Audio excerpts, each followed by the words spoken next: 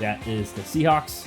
So on over to the last, and unfortunately they were released last year, but another bird in the NFC West, and that is the Arizona Cardinals. Tough year last year as they went 4-13, but not really any of our surprises that they were there. Obviously, Kyler was out for a good portion of the year, and then they rebuilding year for them. They're still in that phase, but so not a lot of departures, but mainly kept key ones. Offensive lineman DJ Humphries is one of those guys that left, and then a pair of wide receivers in Marquise Hollywood Brown, obviously went to the Chiefs, and wide receiver Rondale Moore. And then on defense, only real notable loss is cornerback Antonio Hamilton.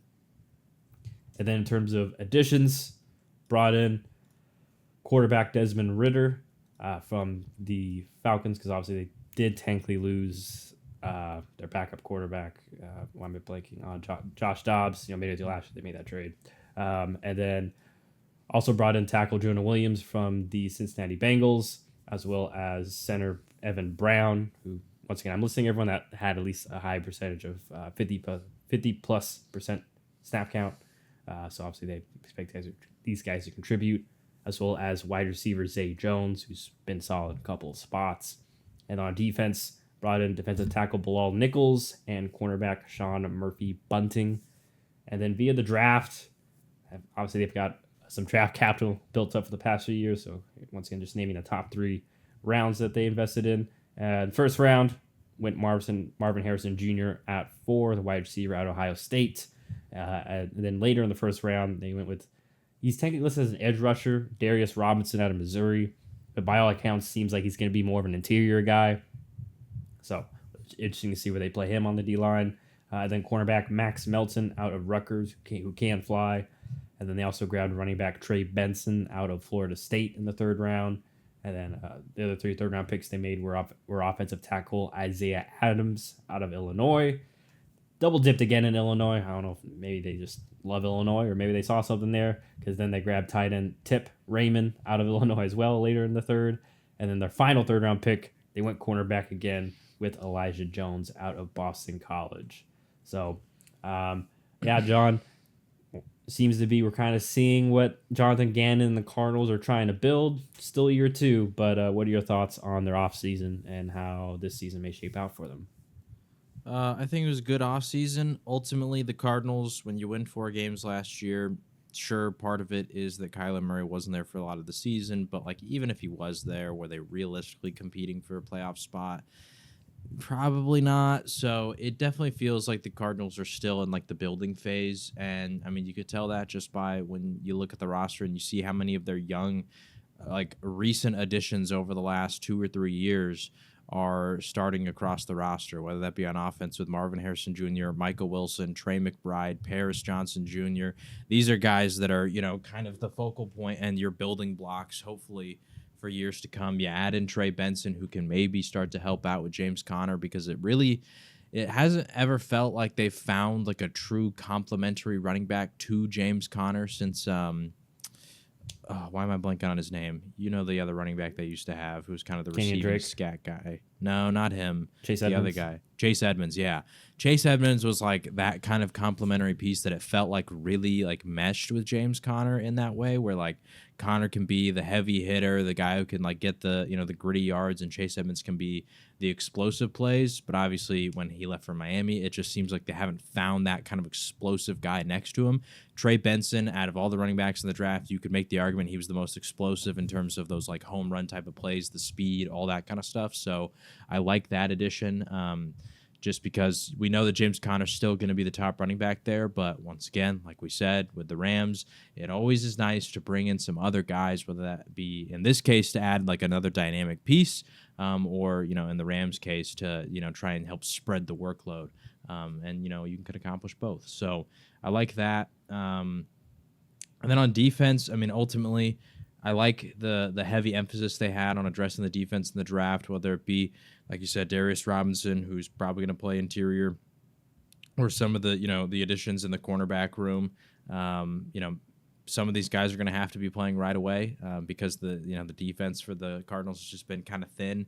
The defensive line has been a pretty big weakness for quite some time, considering that I think Zaven Collins is probably the best guy they have along the defensive line, and that's not a good thing to be saying. So that definitely frees up some potential reps for guys like Darius Robinson to try and win some playing time and become an instant impact player. So I'm very interested to see how the Cardinals do this year.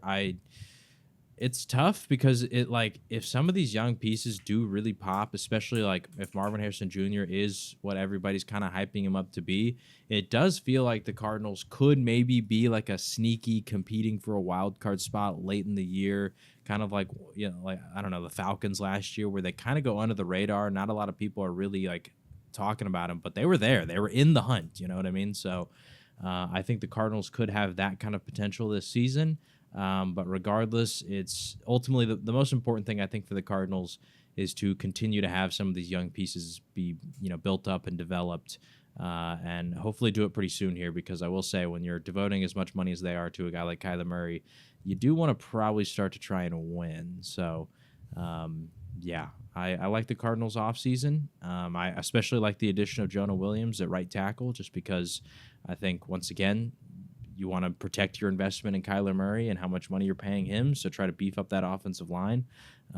So, yeah, we shall see how good the Cardinals are. I'm not expecting anything crazy, but another building year, sort of like last year was. Yeah.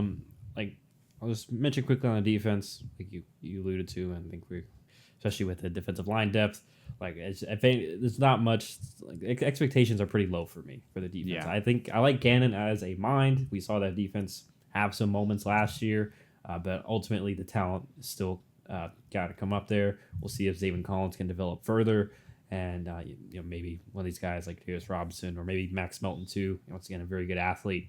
Maybe he can be their star corner or a corner they can build around. Obviously, Buda's still there as well, but for me, mostly I'm looking at the offense, see if the offense can take the next step. You already mentioned the line that they addressed. I'm also interested in the receiving room. Obviously, Marvin Harrison Jr., but a guy like Michael Wilson, who was really solid in moments last year, and then coming out of the draft last year was really just like, can he stay healthy? Because that was his big issue in college. We saw he flashed a bit last year, so can he be a really good number two? And then same with Trey McBride as well, who ended last year on a really good note, kind of on a tear, especially when Kyler came back. So hopefully they can keep building on that connection. And and then especially if the running back room can be dynamic, whether it's the mixture of Connor and Benson or one or the other. This could be at least a fun, exciting offense. And then Jonathan Gannon, even if the defense isn't up to par this year, talent-wise, that's something they can always address in the offseason. As it seems like the last 2 years, obviously first round. I'm talking about the higher first-round picks. I mean, you mentioned Paris Johnson Jr. the year before, and then Marvin Harrison this year. So obviously, like John has mentioned, priority has been, let's see, make Kyler look good per se, give him some help, and then Jonathan Gannon, I'm assuming he's thinking this way. I could kind of work with the defense for the meantime, try to find some staples, maybe a couple hidden gems, and then we can maybe add to that in the future. So, and once again, like we mentioned, especially going against the division they go against, I'm not sure, who knows what Seattle's identity will be, but I'm assuming since it'll be a defensive head coach, they're probably still going to be a run-heavy team. I already mentioned the Rams and the Niners, so building up that D-line, probably why they grabbed a guy like Darius Robinson, who can play a couple different spots in theory along that D-line, be a good run stopper, and hopefully when these other guys they took a gamble on, like Bilal Nichols or Justin Jones, maybe they can Joe Jolari when he comes back from his injury. Yeah. Yes, I forgot that they got him too. He wasn't listed. I'm looking at their unofficial depth chart as of August 5th. I think he's on IR right now. Yeah, so he was a guy with high upside, like you just mentioned. So yeah, maybe the pairing of him and Zaven Collins, maybe Zaven could take the next step this year as well. I mean, Kazir White was also a guy they signed, brought in from his previous system. He was solid last year, so they got a couple of solid building blocks that hopefully either can take the next step or the guys around them can take the next step as well on defense and offense. So, just an update on Ojulari, by the way. I didn't even realize he tore his ACL. He's out for the season, so that sucks. So that's probably why they didn't even list him here on the depth chart as of the 5th. So that's unfortunate, but hey, gives more opportunity for some of these other guys maybe to make a name for themselves and give the front office some confidence going forward. We'll see how it all goes. We can sit here and talk for a million years about what Kyler Murray and if the offense could have potential. But honestly, like for me, I don't even expect this team to. I would be like best case scenario for me, in my opinion, is that they are in the playoff hunt. But more realistically, it feels like maybe a scrappy team that could win, an upset or two. But I would be shocked if it's a 6-11, ish season where like we got to address the defense this upcoming offseason as well. But we'll see what they got in store.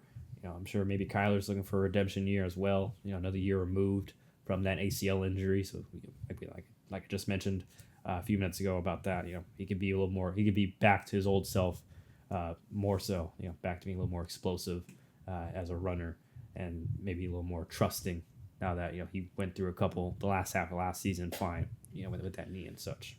So I will say, just for Kyler specifically, the one thing I'm interested to see this year is does he just try to force feed the crap out of one player? Because I'll be honest, that's pretty much what it felt like last year with Trey McBride. Like, people could say what they want about Hollywood Brown, but Hollywood Brown was doing significantly better in that offense before Kyler came back, which was very surprising because Kyler was the whole reason that he got traded to that team. So, I'll be interested to see just how. I assume that he's not going to like force feed one guy when you have Trey McBride and Marvin Harrison Jr., but I don't know. We'll see.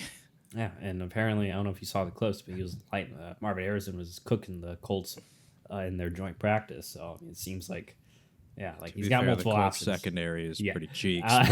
Yeah, we haven't got to talk to them. Surprised on that. Yeah, you and I both know that every year it's like every mock Colts cornerback, and every year no cornerback. They don't do it. It's like the Cardinals corners. Where every year we pick them to do anything but take a linebacker, and for years they just kept taking linebackers. Yeah, and Zayvon Collins is the last of that. I think they transition all of them to different positions, whether it be safety or defensive end. So gosh, I forgot about Isaiah Simmons. I was really high on him too. Isaiah Simmons, Hassan Reddick. The transition's been fantastic for him. Yeah, so but just funny that all the linebackers they drafted were not linebackers anymore. Yeah, so we'll see what happens to Zayvon Collins. Yeah, like he said he may be more of an edge guy too. So. We'll see if the Cardinals can take a progressive step forward on both sides of the ball, and we'll see how, no pun intended, but how high they can fly. So that is the NFC West.